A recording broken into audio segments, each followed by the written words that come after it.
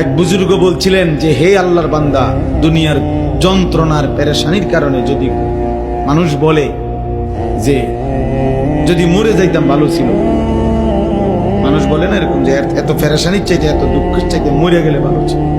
মহিলারা বেশি বলে, মহিলারা একবারে 19-এর থেকে 19.5 হইলে যা আমার মরণ আইয়ে না কা, আমি মরি না কা, আমার উপরে ঠান্ডা পড়ে না কা, আমার উপরে খোদার গজব পড়ে না কা।